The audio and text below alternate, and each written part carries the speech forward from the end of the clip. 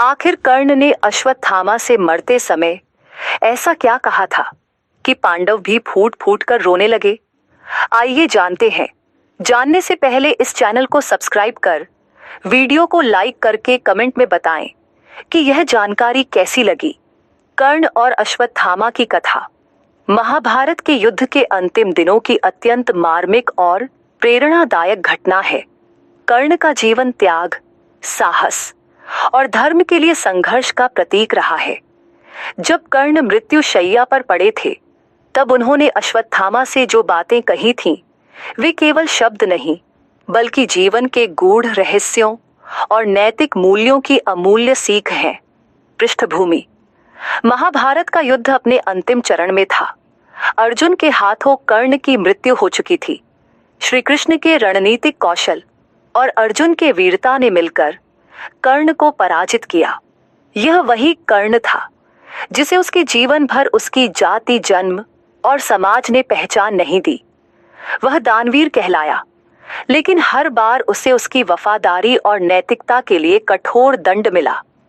कर्ण की मृत्यु के बाद जब कुरु पक्ष पूरी तरह टूट चुका था, अश्वत्थामा, जो द्रोणाचार्य का पुत्र था, अभी भी युद्ध में जीवित था। वह अत्यंत क्रोधित और प्रतिशोध की भावना से भरा हुआ था, क्योंकि उसके पिता की मृत्यु भी छल से हुई थी।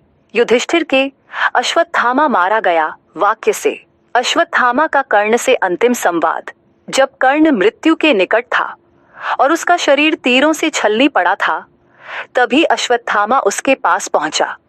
युद्ध भूमि रक्त से सनी थी और कर्ण की आंखों में अब भी शांति थी, मानो उसे मृत्यु का भय नहीं था, बल्कि एक प्रकार की संतुष्टि थी।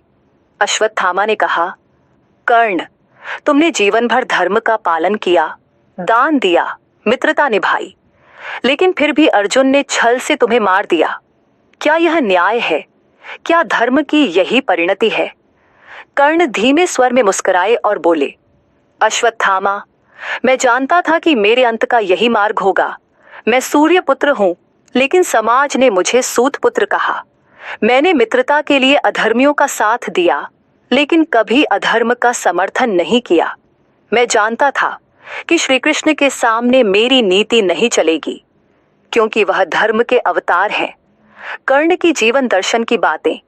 कर्ण ने अश्वत्थामा से आगे कहा, धर्म केवल शस्त्र से नहीं चलता अश्वत्थामा। धर्म मन, विचार और कर्म से चलता है। मैंने कई बार सोचा कि काश मैं पांडवों के साथ होता, लेकिन मैं मित्रता निभा रहा था, जो एक योद्धा का सबसे बड़ा धर्म होता है। तू प्रतिशोध की भावना से अंधा हो गया है। युद्ध में पिता का मारा जाना, भाई का गिरना, ये सब युद्ध का हिस्सा है। लेकिन यदि तू अब भी अधर्म का रास्ता चुनेगा, तो तुझे भी कोई सम्मान नहीं देगा। अश्वत्थामा के चेहरे पर ग्लानि और गुस्से का मिश्रण था। वह बोला, लेकिन कर्ण, जब तुम जैसे वीर छल से मारे जाएं, तो हम जैसे साधारण योद्धा क्या करें? क्या हम भी छल, अधर्म और क्रोध का मार्ग न अपनाएं? कर्ण ने उत्तर दिया, अगर तू भी वही करेगा जो अधर्मी करते हैं, तो तुझमें और उनमें क्या अंतर रह जाएगा? युद्ध के बाद केवल वही योद्धा अमर रहते हैं जिन्होंने धर्म और मर्यादा का पालन किया हो, भले ही वे हार जाएं। मेरा जीवन एक परीक्षा थी, एक अग्नि परीक्षा। मुझे हर मोड़ पर ठुकराया गया, लेकिन मैंने कभी किसी से द्वेष नहीं किया। यही मेरी जीत है। कर्ण की अंतिम सीख। कर्ण ने कहा, अश्वत्थामा, प्रतिशोध की आग तुझे भस्म कर देगी। तू चाहता है कि पांडवों का वंश न बचे, लेकिन सोच, क्या यह तेरा धर्म है? तेरे पिता एक महान गुरु थे, तू उनका पुत्र है। तू शिष्य नहीं बन सका, लेकिन कम से कम एक धर्म पालक बन।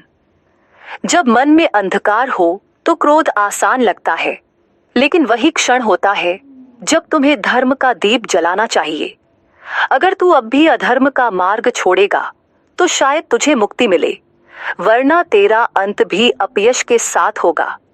कर्ण का अंत। यह कहते कहते कर्ण की सांसें थमने लगीं। उसकी आंखों में अब भी न कोई भय था, न कोई द्वेष। अश्वत्थामा अवाक रह गया। वह कर्ण के चरणों में गिर पड़ा और रो पड़ा। उसने देखा कि कैसे एक ऐसा योद्धा जिसे समाज ने कभी स्वीकार नहीं किया, आज उसे सबसे ऊंचा जीवन दर्शन दे रहा है। लेकिन दुर्भाग्यवश अश्वत्थामा ने कर्ण की बातों को पूरी तरह नहीं अपनाया। अगले दिन उसने रात्रि में पांडवों के शिविर पर आक्रमण किया और द्रौपदी के पुत्रों की हत्या कर दी। उसका यह पाप उसे आजीवन ग्लानि के और श्राप का भागी बना गया। निष्कर्ष, कर्ण और अश्वत्थामा का यह संवाद केवल युद्ध की कथा नहीं, बल्कि जीवन के गूढ़ सत्य को प्रकट करता है। कर्ण ने दिखाया कि धर्म केवल विजय में नहीं, आत्मबोध और कर्तव्य में होता है। उसकी बातें आज भी हमें यह सिखाती हैं कि परिस्थिति कैसी भी हो, नीति, सत्य और धर्म का मार्ग ही मनुष्य को अमर बनाता है।